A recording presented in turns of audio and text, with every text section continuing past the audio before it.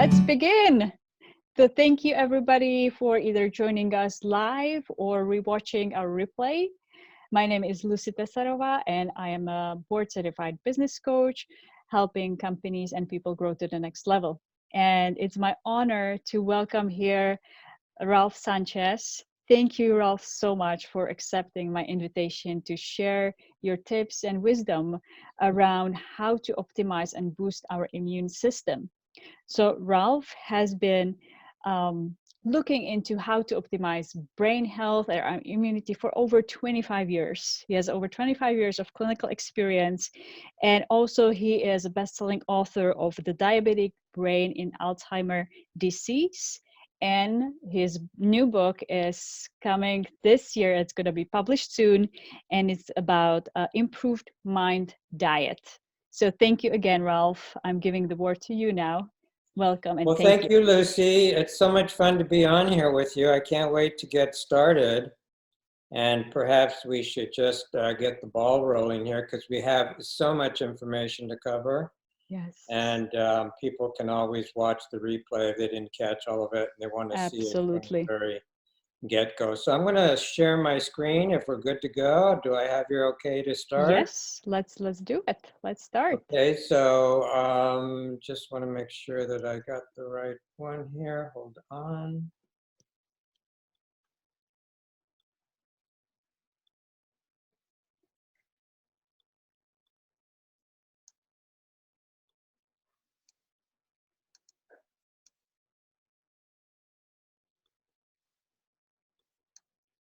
It's so wonderful. At least we still have our internet and Zoom and webinars.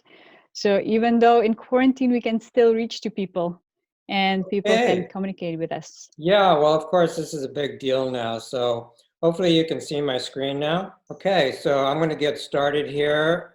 This is a beautiful image of a T cell.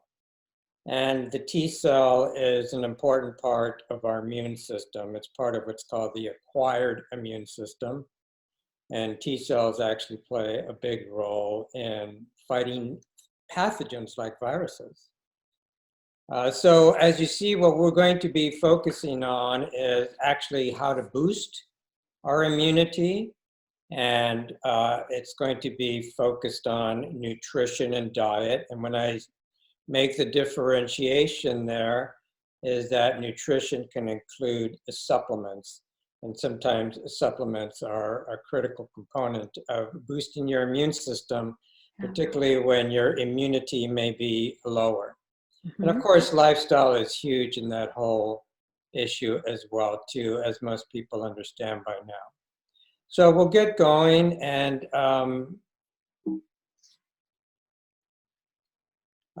thank you, Lucie, again for presenting today. I really appreciate your time. And I'm just going to get right into it here. So the focus is building a more resilient immune system. And the anti-microbial and anti-inflammatory therapies that are important for protecting yourself against pathogens like viruses, and stress modification. And I'm going to start diving right into the inflammation aspect of all of this because inflammation is a huge component. And how well your immune system responds to an infection, and also in the underlying features of your predisposition to having a more severe problem. Now, we all sometimes talk about our immune system being low and being susceptible, but this COVID issue has really brought up how some people are more predisposed. Yeah. And that's when they have underlying issues related to chronic inflammation. So we're going to dive into what that's all about in terms of COVID, but we're going to be getting into some of these details. Now, I'm going to get a little nerdy on everybody here and share some of these science-based facts around why, something like diabetes and heart disease and hypertension Yeah. why these things predispose us to a bigger problem with the coronavirus. And it has to do with certain molecules that are a major component of chronic inflammation and can go, as even the literature points out, berserk when there are certain stimuli like pathogens. And there is, in a sense, an overreaction of inflammation. And if you have inflammation already going on, that tends to kind of blow up the whole thing. So there is a master regulator of inflammation called NF-kappa B. And what NF-kappa B does is it actually stimulates your DNA to start producing more pro-inflammatory responses. And so that's why it's called a master regulator of inflammation. And NF-kappa B stimulates massive inflammation by triggering other molecules. And a very, very important one is called NLRP3, which is an inflammasome. Inflammasome are protein molecules in the cell. And when inflammatomes are stimulated, they actually produce these other molecules that are called cytokines.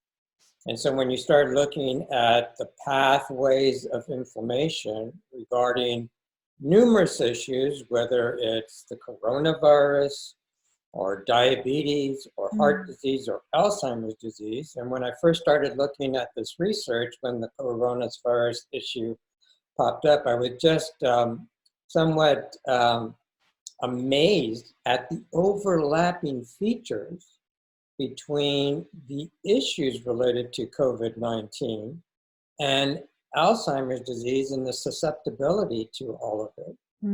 Because in the diabetic brain and Alzheimer's disease, I make a very strong case as to why cardiovascular disease, diabetes, and hypertension and obesity are prime risk factors for developing Alzheimer's disease as you age.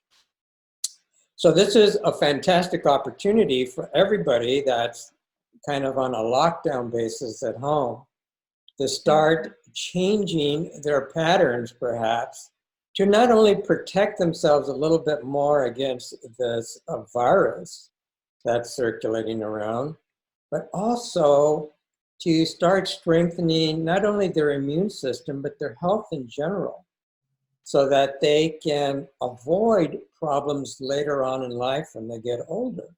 Because it's the elderly that's more susceptible to not only viruses, but a host of other health conditions. And it's chronic inflammation and a host of associated disease patterns that are called age-related diseases: diabetes, heart disease, hypertension, obesity. So the more you control this now, the better off you're going to be in terms of an issue with inflammation and hopefully dealing with a viral infection and also saving your brain later on. So obviously, if you've been paying attention, they've been talking a lot about, the issue of inflammation. Perhaps you've noticed in some of the discussions on television or other webinars you've seen, but the COVID-19 disease process in the lungs is characterized by what's called hyperinflammation.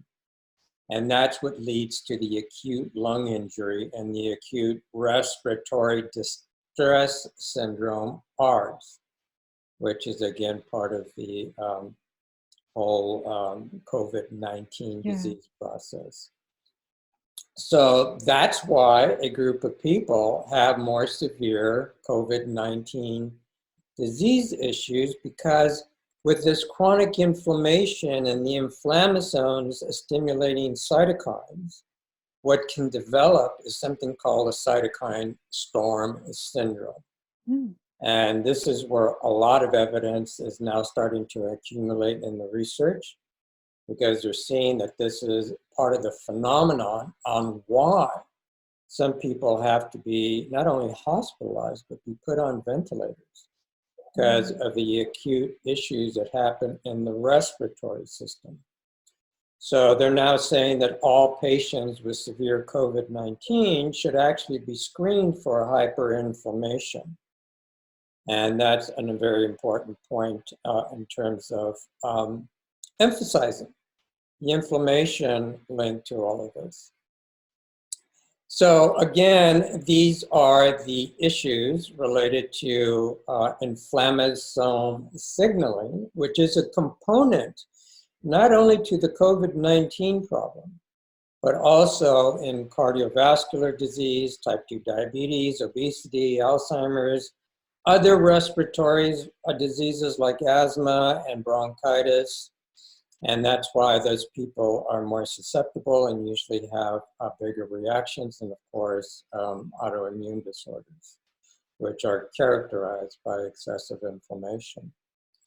So inflammation control is vital, and diet is where it all begins. It doesn't matter what kind of health condition we're talking about.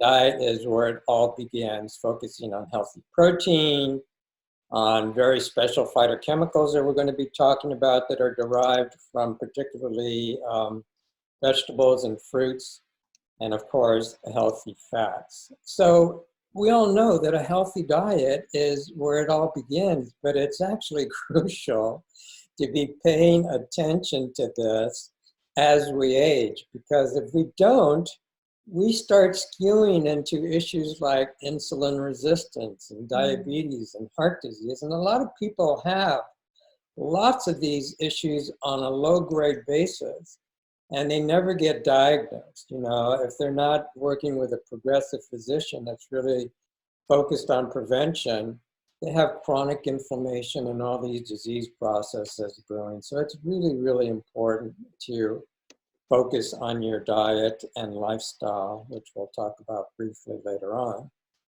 But let's talk a little bit more about why protein is so important. So protein supplies amino acids. When you digest protein, you're supplying your body with amino acids, which are the building blocks of not only immune system cells, but all the cells of our body. And a deficiency of amino acids has been well known to impair immune function. And there's many reasons why. There's many amino acids that are actually very, very important. So you remember that T cell image that I had in the beginning of the slide presentation? Well, 2 amino acids, lysine and arginine, support the integrity of the thymus gland. And those T cells actually are matured and transformed in the thymus gland. So the thymus produces what are called precursor cells that mature into T cells. That's why they're called T cells, because they're thymus-derived T cells. And they're the primary cells that attack viruses, bacteria, and cancer cells. So it's critical that you have a healthy immune system and the amino acids, the foods that support that, right? Other amino acids are very critical as well too. And cysteine, glycine, and glutamine are utilized in the synthesis of glutathione. And many people have heard of glutathione by now. It's the primary antioxidant that your body produces, and a related system, which is glutathione peroxidase. And I'll be talking about selenium a little bit, because selenium combines with glutathione to produce glutathione peroxidase. And so that's why nutrition is so important, because cysteine is an important mineral that's derived from your diet and supplements. And together it supports these antioxidant systems, and these antioxidant systems are not only critical for immune cells, they're depleted. The glutathione is rapidly depleted in stress and illness. So it's important to keep your amino acid and glutathione, profiles up in your body. And I take semi-regularly a glutathione supplement. And of course, I make sure I get my protein on a regular basis. Now let's start talking about what many years ago was characterized as the rainbow diet. And that's eating everything that's so colorful in our diet, and fruits and vegetables. And you see a wonderful little image there. Yeah. But what makes these foods so important is that they provide a wonderful class of phytochemicals and other compounds, which we'll talk about briefly. But polyphenols are the antioxidant and anti-inflammatory molecules present in these foods. And in my work with Alzheimer's disease, I focus a lot. As a matter of fact, the Improved Mind diet is focusing on these foods in particularly, because the original Mind diet studies showed that leafy greens and berries were the primary protective foods for the brain. And that's because of the polyphenols that are inherent in these foods. So it's critical nutrition, not only for your brain, but for your immune system, because of the antioxidant and anti-inflammatory benefits. And it does this. Remember the molecule NF-kappa B, which is the master regulator of inflammation? Yes. Well, there's another similar molecule. They're called transcription factors, because transcription factors stimulate gene responses. And Nfr2 is another transcription factor. And what that does is it encourages the expression, or stimulates, activates the expression of over 300 genes. Wow. Called the Nfr2 RARE pathway, that express antioxidant and anti-inflammatory effects and innate immune responses. Innate immune responses is the immune system you're born with, versus the T cells, which belong to the acquired immune system, and those develop as you develop in your life, beginning at childhood. So NFR2 is a critical master regulator of cell defense. And that molecule inhibits that critical protein complex, the inflammasomes, that are so big in the inflammation response characterized by a more severe exacerbation in the COVID-19 disease process, but in chronic health issues. You know, the diabetes and the heart disease and hypertension. And NFR2 actually tends to inhibit the cytokines, the pro-inflammatory cytokines that are produced by the inflammasomes. So it works on many different levels. And another fantastic compound, which I talk about in the Improved Mind diet quite a bit, is sulforaphane. And sulforaphane is not a polyphenol. It's called an organosulfur compound, much like what comes in garlic and onion and other sulfur-rich foods. And particularly cruciferous vegetables are rich in sulforaphane, okay? Like broccoli and kale and arugula and cabbage and Brussels sprouts. And these foods are foods that you want to be eating generously on a regular basis. As a matter of fact, I take a sulforaphane supplement 2 or 3 times a week, particularly when I'm feeling a little dicey with my health, just to make sure that I'm ramping up those protective mechanisms, because it's a prime activator of NFR2.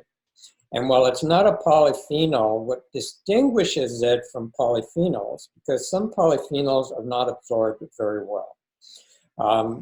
For example, cruciferous vegetables contain another polyphenol, which is referred to as a quercetin.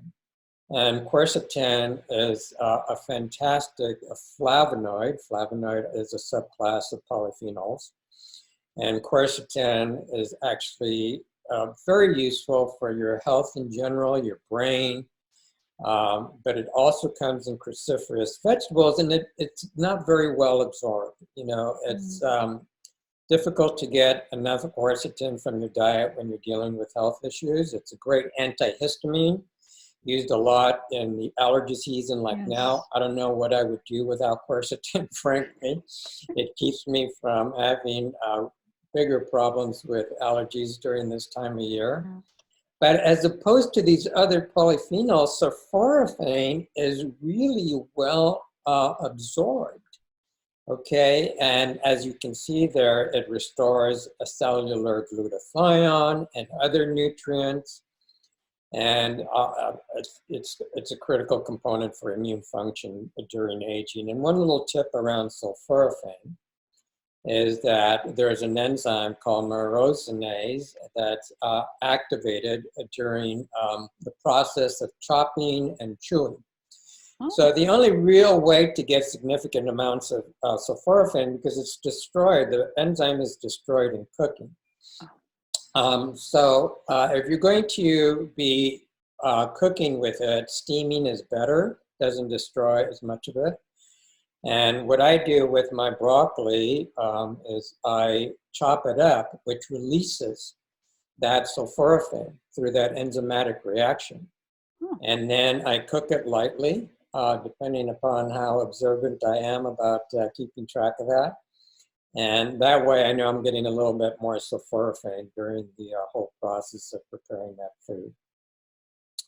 So I think right now is a good time to focus on another aspect of nutrition, and that is fats and fatty acids, which is a really important component. And everybody knows that, you know, healthy fats like omega-3s are really important for you, and coconut oil is all the rage. Coconut oil doesn't really provide the anti-inflammatories that anti-inflammatory benefits that omega-3s supply, but fats in general are really, really important in many aspects of your health, and particularly the way your cells function. There's a membrane around all cells, and these membranes are critical. That's where all the receptors are located. That's where all the signaling molecules are located. So your immune cells and other cells in your body, like the ones in your brain, are only as healthy as the fats that are composed in those membranes. And some people are led to believe that saturated fats are unhealthy. And too much of it can be, because it makes that membrane more rigid. All right. Whereas the omega-3s and polyunsaturated fatty acids that come in seeds and nuts and vegetable oils, that keeps the membrane fluid. And that's really, really important for your immune cells and all the cells of the body. And of course, omega-3s, as everybody probably understands by now, inhibits inflammation. So that's really a key factor for one aspect of fats in the diet. And as you can see here, those fats that are anti-inflammatory in that regard inhibit NF-kappa B and that inflammasome, and another pathway in the body, which is related to over-the-counter NSAIDs, NSAIDs, like ibuprofen, that some people unfortunately take way too much of, because there's many polyphenols and extracts of polyphenols that are shown to inhibit these pathways quite effectively, and as well as many medications. So it's important to work with somebody that really understands this and can help you to look for these appropriate substitutes in your case. So fats and fatty acids, a big component to your cell and your immune system and inflammation. And that one of the fatty acids in the omega-3 fish oil supplements that you may be taking, and of course in fish and seeds and nuts and other foods, is DHA. So much information on the benefits of DHA in the brain, but DHA also enhances B cell function and activation. So I talked about the acquired immune system that develops as you age. And the B cells and T cells are an important component of that acquired immune system. And the B cells produce antibodies, which everybody has heard of by now. So DHEA actually is very, very important in supporting the optimal function of those B cells. And it also supports a very, very interesting phenomenon that is all the rage in the health community. It's called autophagy. And autophagy is what the inside of your cells actually undergo when it's dealing with clearing away debris from the cell and also pathogens. So autophagy in your cells can actually help with, these pathogens that enter into the cell. And you can see there that DHA and many other nutrients augment autophagy, like the polyphenols, okay? So autophagy is a really important component. It's all the rage in terms of how to augment autophagy. And if you're reasonably healthy, or if you have something like diabetes and hypertension and diabetes, one of the most wonderful ways to stimulate autophagy is through intermittent fasting and caloric restriction. So I started some years ago to do 24-hour fast once a week. I highly, highly recommend it for anybody that can tolerate at least 24 hours. That's where the magic happens. And if you can do 48 hours, all the more power to you. That's even more wonderful. Or do 24 hours twice a week. But whatever you can do in terms of reducing your calories, particularly the bad calories. And what are the bad calories? Those are the refined carbohydrates and the sweets and all the excess carbohydrates we may be getting in our diet, right? So going the other way, eating a lot less of those and eating the healthy foods and maybe fasting, intermittent fasting. And there's wonderful programs out there that I'm going to be able to share with people, and there'll be an opportunity to have a complimentary discussion with me around this if you want to chat.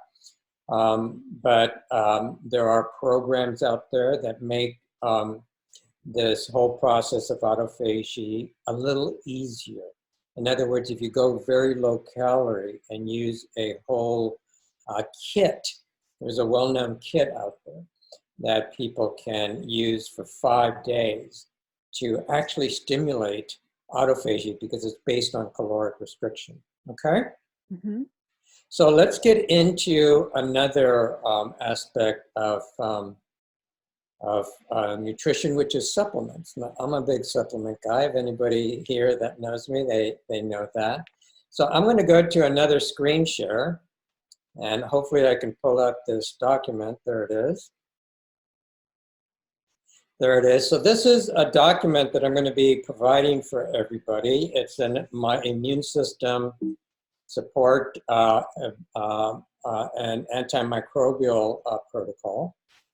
And in here, I have listed there's my introduction, and then I go on to talk about all the things that I think are particularly wonderful to have on hand and to support not only your immunity in general, but also to have on hand when you're feeling like you're getting a cold or a virus. And I want to make a disclaimer here, and it's a very important one. None of the information I share here, whether it's the diet and what it can possibly mean for you or these supplements, are meant to be construed as medical advice. So what I'm sharing here is information that supports your health in general, your immune system, your brain health, whatever health condition you may be dealing with, that's well documented in the research to support it, and in some cases even reverse it. But none of this is intended to say, hey, this is what you need to have for the coronavirus, okay? Yeah. We have to be very careful with that. Unfortunately, there have been a lot of hype and claims out there produced around things like silver. So I love silver. And there's actually a very specialized silver. It's called Nanonized Silver, which is actually one product has been patented and cleared by the FDA and approved by the EPA, okay? It's not colloidal silver. You see at the bottom there of that paragraph, colloidal silver is useful too, but not as effective. It's the nanonized silver that are available through select manufacturers that are the most effective because of the molecule size and how they actually can work over and over and over again, whereas the colloidal particle actually is one and done. Once it encounters a pathogen, it's finished. It can't exert a function anymore. So let's just go briefly through some of these. Vitamin D, everybody knows by now how important vitamin D is to their health. There's a little graphic on what might be considered optimum levels, but in the progressive medical community, it's pretty well accepted that if in a blood test, if you're looking at over 50 mLs, then you're really doing much better in terms of optimizing your vitamin D, and I recommend that everybody keep track of their vitamin D levels. Many, many years ago, when I started my practice as an acupuncturist, I worked in the AIDS community quite a bit, and that's where I became really comfortable. Of course, in Chinese medicine, we talk about reinforcing the qi and building immunity. As a matter of fact, this formula right here in the Chinese herbal formula section, jade screen formula, is all about building your immune defense against the evil qi, as Chinese medicine refers to it. And there is a herb in jade screen formula that's called astragalus. And astragalus is, you can see down here on the herbal adaptogens component there. But herbal adaptogens can be really wonderful for supporting your immune health and your vitality in general.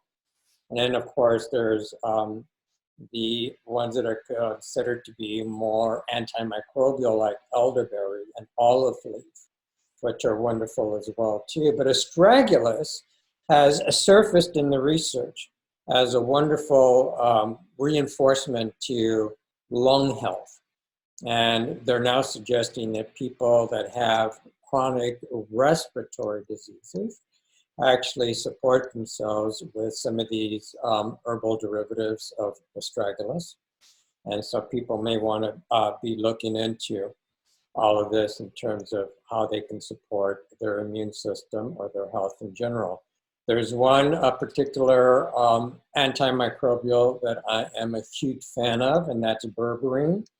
Berberine is used in many situations for a gut cleansing, but it actually has an antiviral benefit as well too. And it's also one of the prime supplements one can use to support issues related to diabetes. And I'll share that the research shows clearly that berberine, and again, remember the disclaimer, but berberine is the equivalent of metformin in the research studies. That's what it says in the scientific literature. Berberine is the equivalent of metformin in terms of how it functions in the body.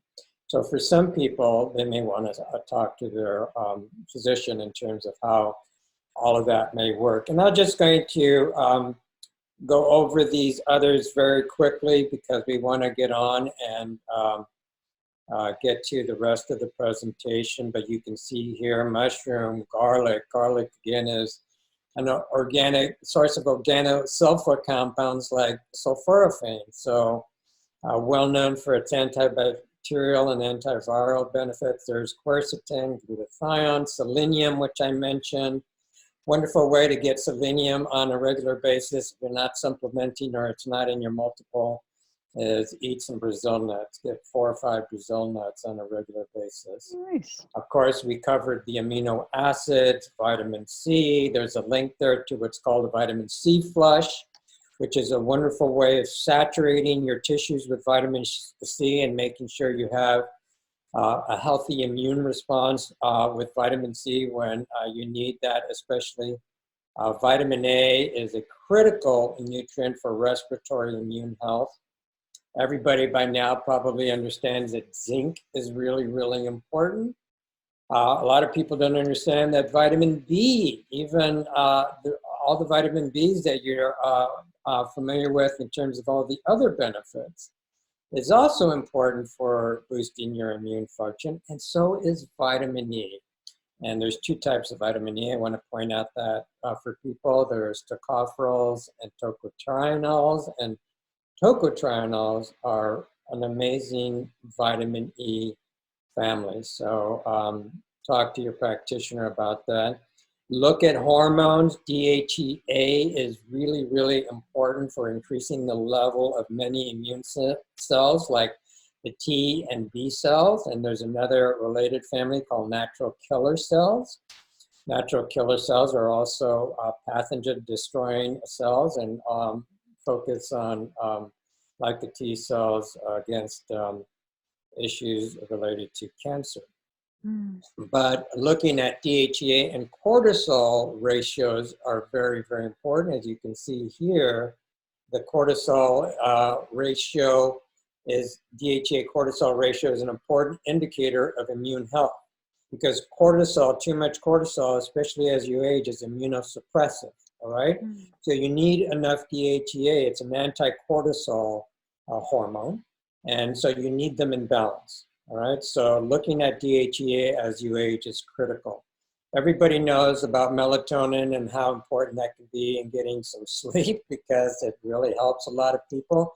But it's a critical antioxidant and anti-inflammatory, okay? And it's used in many degenerative diseases, including adjunctive cancer therapies. But they're also seeing a lot of, there's a typo there, but they're also seeing a lot of benefits for melatonin and respiratory disease. And acute lung injury, which is what happens in the COVID-19 disease process, right? Then there's all kinds of homeopathic and essential oils that can be used depending upon your familiarity with them and your resources. If people seeing this are familiar with homeopathic medicine, constitutional homeopathy at this time in your life, and may be really wonderful for strengthening your constitution and your immune system as well too. I highly recommend that if you know a good constitutional homeopath. And here are links in that document for a complimentary discussion if you care to do that. So we're going to go back to the presentation here and finish that up.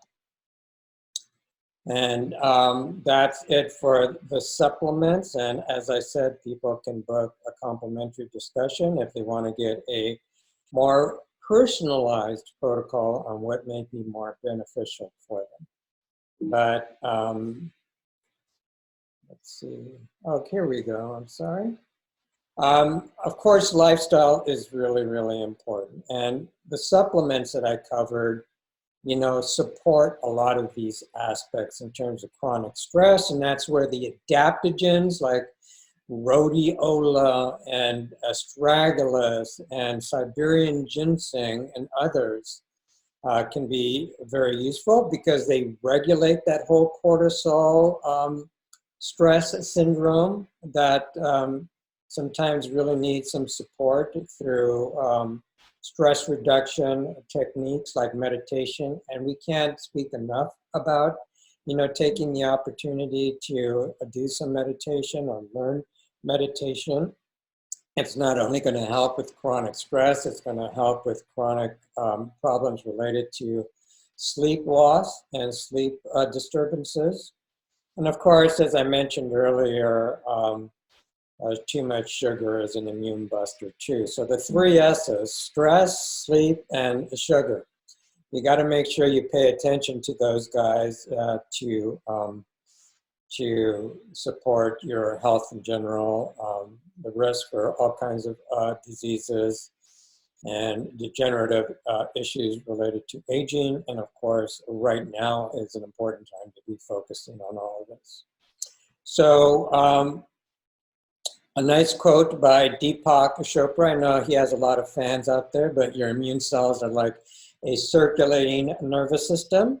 The nervous system, in fact, is a circulating nervous system. It thinks and it's conscious.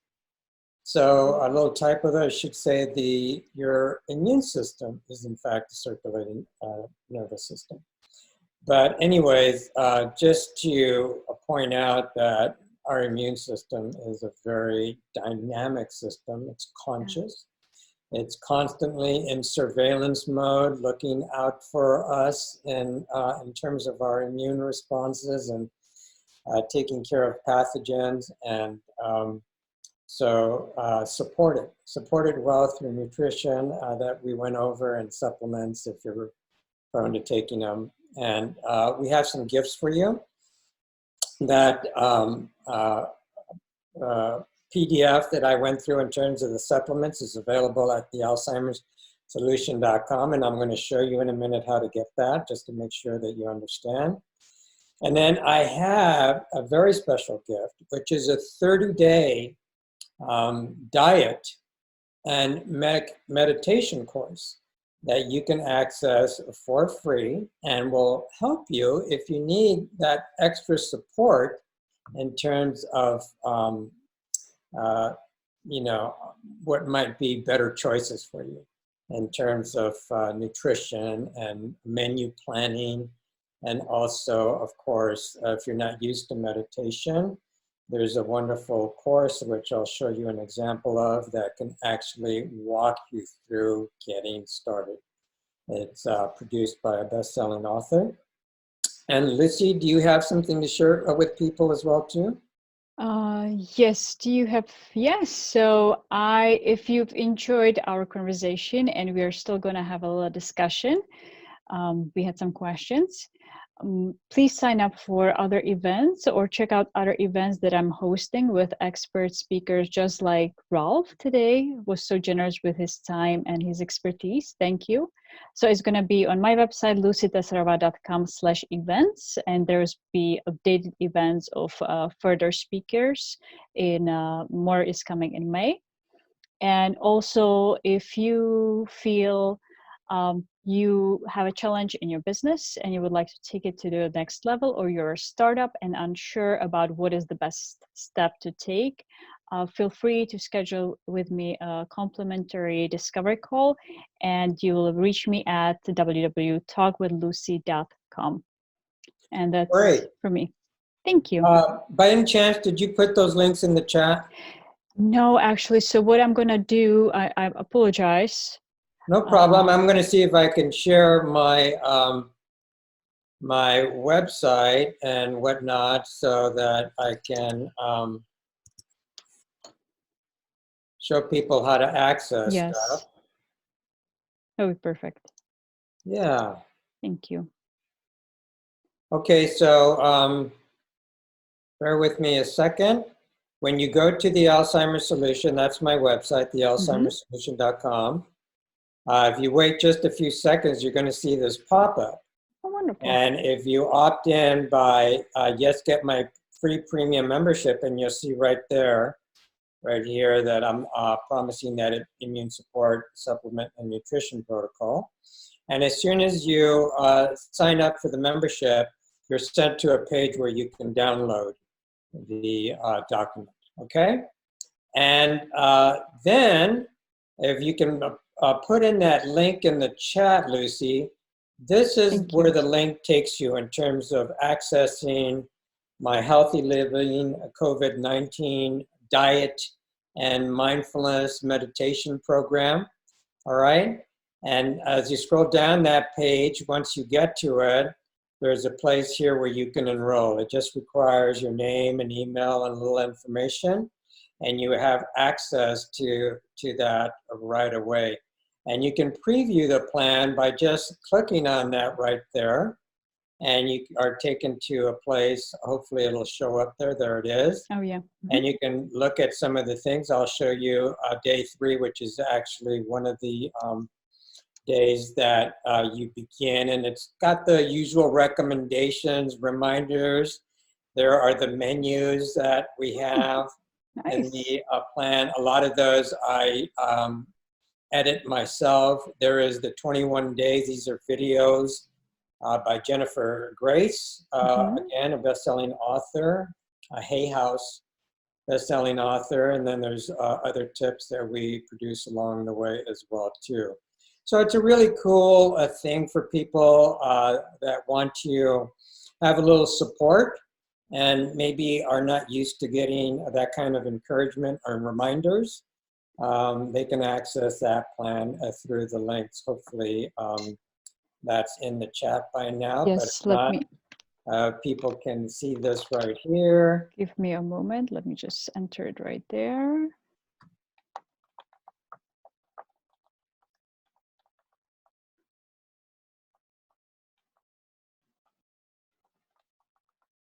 And while I'm typing this into the chat, we actually have a few questions from... Great. So let's get to that. I'm ready whenever you are. Wonderful. So we have a question from Maribel about what is the dosage of lysine and the supplements, arginine. Great question. If you're going to do supplementation, now one of the benefits of arginine, which is something we didn't have time to go over, besides its effect on T cells and immune function, it can contribute to a healthy, what's called arterial, cardiovascular artery function, because it's what's called a vasodilator, okay? And keeping your arteries supple and dilated, and the opposite of that is what happens in hypertension, they become stiff, right? So arginine is actually used a lot to produce what's called a vasodilating molecule, nitric oxide. And I take a nitric oxide arginine supplement every day because I have significant issues with my health history. And I supplement liberally to make sure that I'm protecting myself in many different ways, okay? My cardiovascular health, my metabolic problems, my brain, you know, my immune system. I've always had challenges with my immune system. It seemed to catch everything that's out there, all right? So, taking things like those herbs that I mentioned and vitamin D and silver and zinc and all of that, I do a lot of that. But the amounts generally, this is a general thing, the amounts for amino acids for getting more support, more specific support for your immune health or for things like arterial health and arginine. And actually lysine also contributes to the health of your arteries. Lysine and vitamin C keep your arteries healthier, all right? So generally, you want to start at least a gram. You know, therapeutic dosages for most amino acids begin at 2-3 grams. And sometimes, in some cases, you can go higher. But start thinking about grams in terms of more specialized supplementation, 1, 2, 3 grams. Got it. Thank you. Thank you for answering. Yeah. Also, Maribel's asking about healing already people with Alzheimer. I know you've mentioned a lot about prevention and how important it is to prevent Alzheimer from coming. But what if Alzheimer is already present for somebody? What can they do? You know, that's a very difficult situation. I'll just share, my mother died of dementia. And, you know, we were able, fortunately, once we got her into a home to support her more specifically with nutrition. And I feel it really made a difference for her in terms of stabilizing. You know, once people are diagnosed with Alzheimer's and dementia, if it's advanced, the best you can do is delay the progression and stabilize the situation through nutrition. All of that information is available at thealzheimersolution.com. I talk about glutathione, and another supplement that I'm a big fan of is lipoic acid. And I have some articles on that. I have articles on polyphenols, and of course, all of that is going to be in the Improved Mind Diet. So getting people that have health issues like that already in place is just focus on their nutrition, their diet, what kind of foods you're eating. It may be difficult because in the more advanced stages of that disease process, they're not as hungry, their appetite is not good, and they may need the support of a nutritionist to give you more specific tips on how to approach that. But smoothies, what we did for my mother for a while, and we were able to get the staff at the assisted living center to make her smoothies with protein and fish oil and many other nutrients, and that seemed to help. We were able to do that. So nutrition is a key component to that, and if you can get those supplements into them in one way or another by throwing them into the smoothie or whatever, that's fantastic. Wonderful, thank you.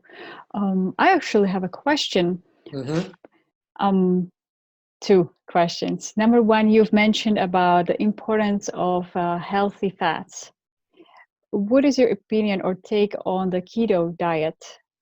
So you've mentioned. Oh yeah, fantastic. Especially let's say in that question regarding somebody that has Alzheimer's disease, there's actually a prescription for what are called medium chain fatty acids, which are derived from coconut oil.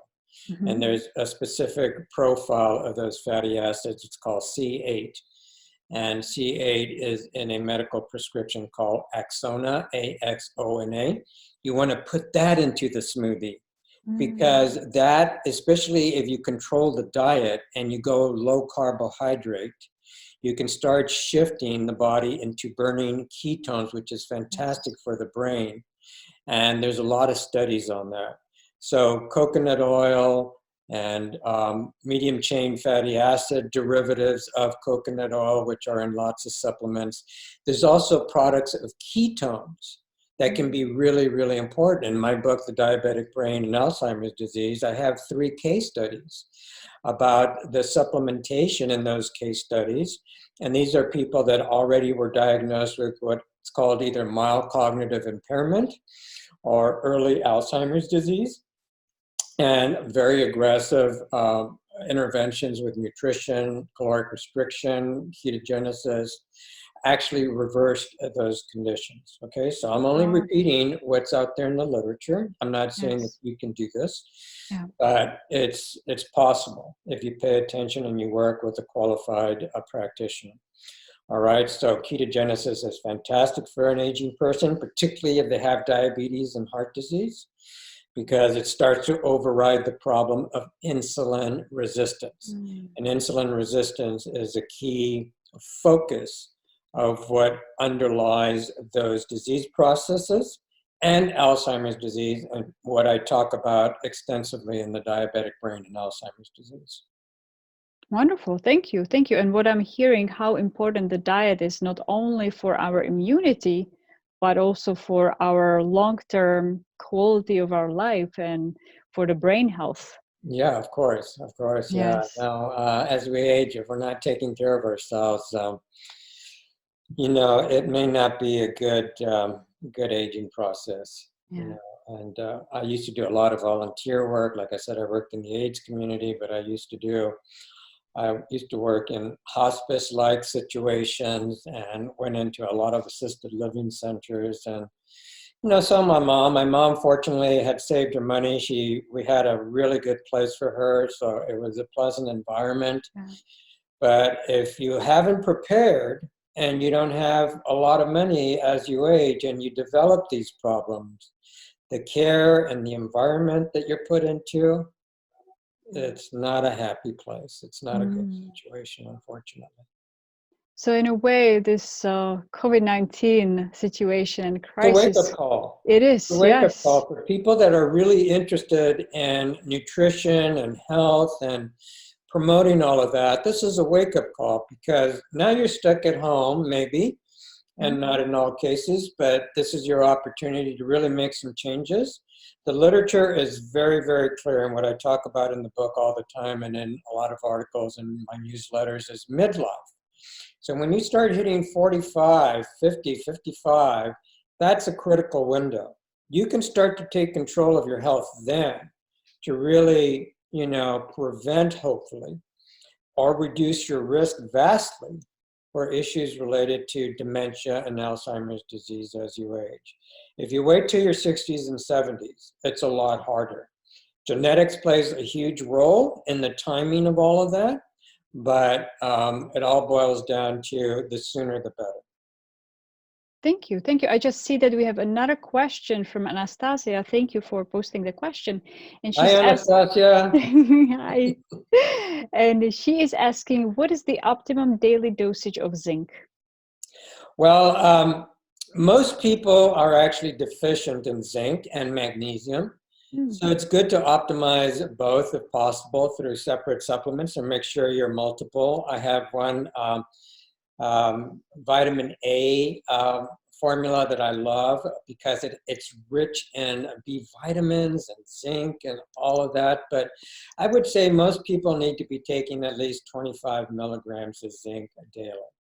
All right. And in some cases, when you have been shown to be zinc deficient, you may need to go 50 milligrams. And I've seen in patients that I've worked in throughout the years where it's taken months and months and months. The same with vitamin D. Once you get your optimum levels, either because you've done a blood test, with zinc, there's a very simple, what's called a taste test. There's a liquid vitamin, liquid zinc product, which a practitioner can administer, and maybe I should do a little video about doing that. I'm sure they could find it at YouTube. So it's called Zinc Taste Test. And you put a little zinc in a teaspoon or whatever, you put it in your mouth, and how strong you taste that and how bitter it feels determines the level of zinc deficiency that you might have.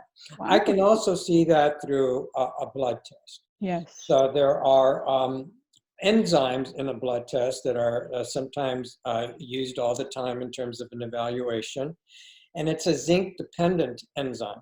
So when I see that enzyme low, I know that there's probably a zinc deficiency. But the zinc taste test will also determine that perhaps you need to go at least 25 milligrams, 40 milligrams. And the literature does say be careful of too much zinc, and that's a caution. Yes. You want to make sure that you're taking the zinc that's appropriate for you, and you want to figure what that may be, speak to a practitioner. But generally 25, 40 milligrams starts getting your zinc optimized. Fantastic. That brings up a question that I was thinking about. You've shown us so many different supplements and vitamins, and even from Chinese medicine. What would be the number one, if it might be overwhelming for some people? So what would you recommend? Would it be the first step to consult their doctor? Let's say they cannot have an access to a doctor right now, to general doctor. What would be the safest option that they could go with, number one option? In terms of herbs? Herbs or any supplements that are safe for everybody? Well, you know, all the supplements that I showed in that presentation in the immune system document PDF that I'm offering for people are safe to use. But it's safer if you work with a practitioner and says, look, you need more of this, you don't need so much. The things that everybody needs on a regular basis are B vitamins, right? Antioxidants, you know, maybe optimizing zinc and vitamin D, really important for your immune system. So you should be getting some of that in your multiple, and you may need more of that depending upon your situation and what you're shooting for, whether it's immune system health or Alzheimer's brain health, whatever it may be. So that's where, you know, you work with somebody and say, you know, because there are tests, there are lots of tests. A simple blood test, I can tell from a simple blood chemistry test that you need more B vitamins. For example, a lot of people are genetically unable to utilize folic acid, all right? So they need to go with what's called an active folate, which is only available in more professional brand supplements or really good multiples or B complexes. So I can see all those things in a blood test or in other tests. So having your blood chemistry analyzed or other tests analyzed to say, look, looks like you need a little bit more of this or a little bit more of that. You seem to be deficient here. That's really the best way to approach that. Be careful about going too high. I'm a big fan of silver. You know, keep that around and start taking that when you feel the cold or flu coming on. You know, that patented silver, that nano silver that I was talking about, it's been shown to be very, very effective. And there's actually studies. We're running out of time, so I thought we might have some time, but there are many studies out there that are exploring the use of these things like melatonin, vitamin A, vitamin D, you know, some of the herbs, right? The silver. They're exploring these in terms of how it can support somebody, you know, that might be prone to a coronavirus infection, okay? There is nothing out there that says it's going to work for that. Let me emphasize.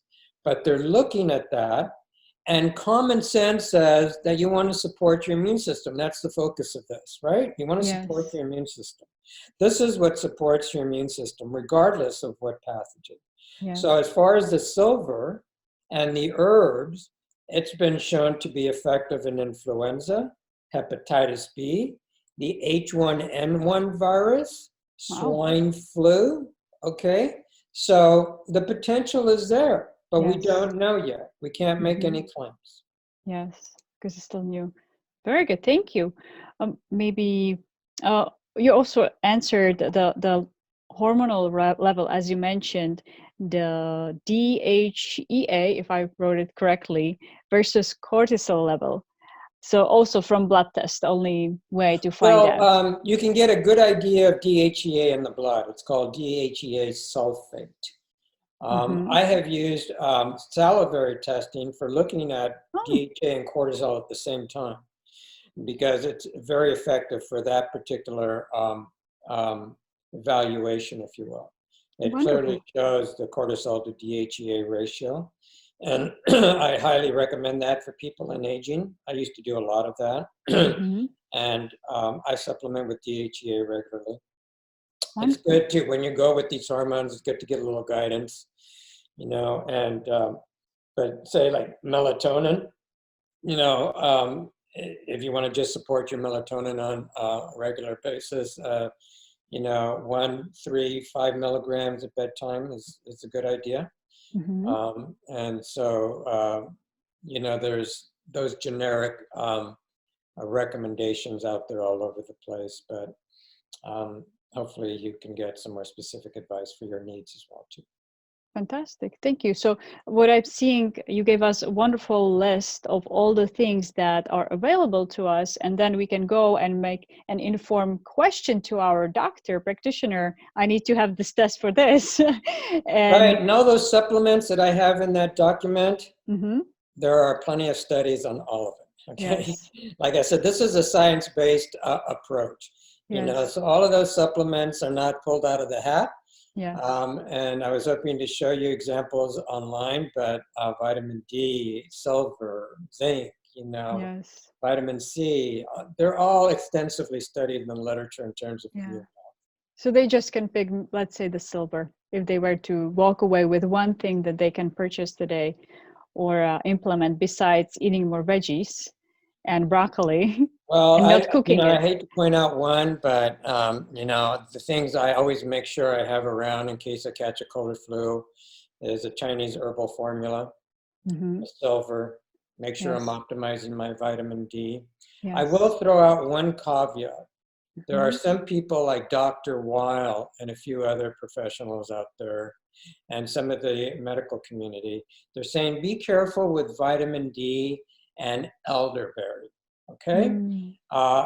If the COVID-19 disease process has progressed to a more severe presentation, there is a suspicion, there's no science on this yet, but when you Yes. look at the way it functions and the issues related to everything I talked about in terms of, you know, the cytokines particularly, Mhm. you know, there may be an interaction between vitamin D, elderberry, and those molecules when the disease process has progressed.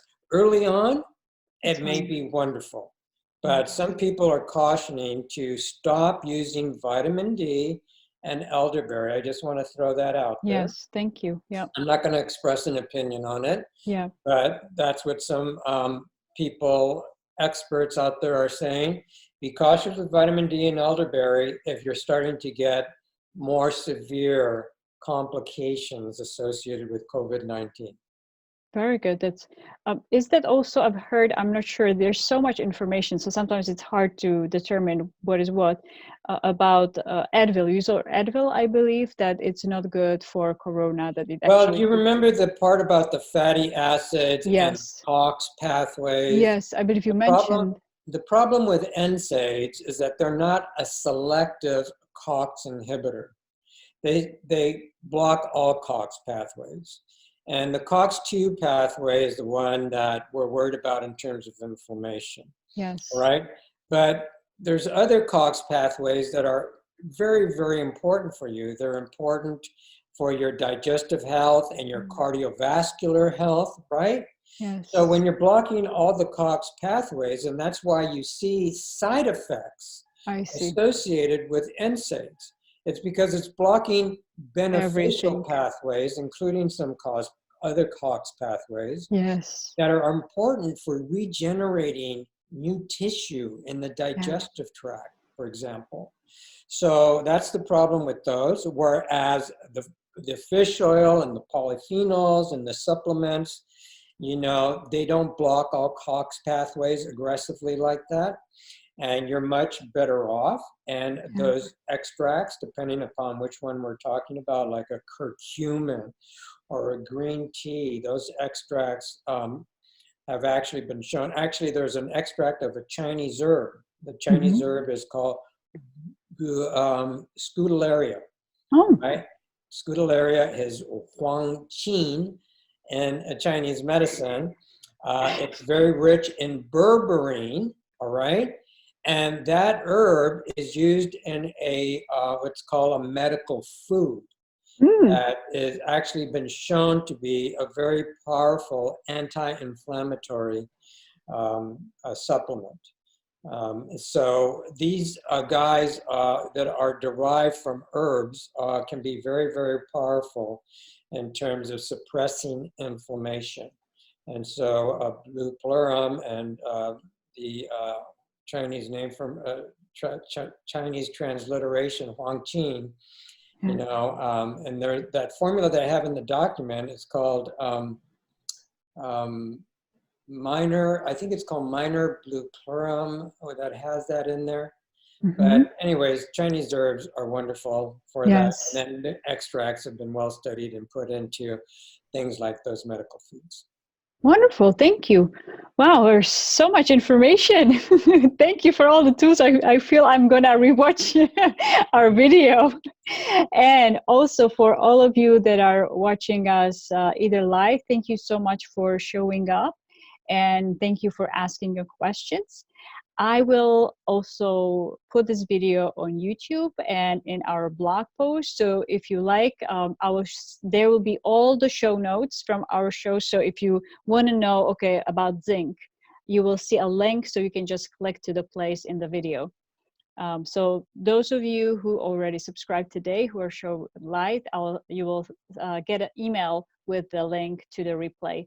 so you can rewatch it. Just if you feel like myself that even though I made some notes, I still would like to replay it and re-listen to it, then you'll have an access, and I will share with you a link to the Thank you, YouTube video. Lucie.